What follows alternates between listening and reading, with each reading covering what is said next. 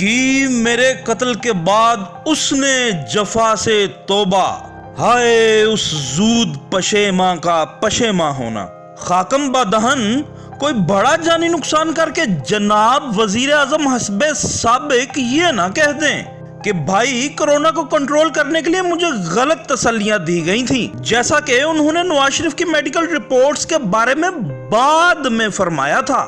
وزیر اعظم lock down میں نرمی کر رہے ہیں اور ظفر مرزا آج بھی کہہ رہے ہیں کہ کورونا کی وجہ سے شرح اموات میں اضافہ ہو سکتا ہے، اور کل وزیر اعظم صاحب انہی صاحب کو ساتھ بٹھا کر لاک ڈاؤن نرم کر رہے تھے۔ پھر سب لوگ لاک ڈاؤن نرم کرنے کے بعد SOPs کی پابندی کا کہہ رہے ہیں۔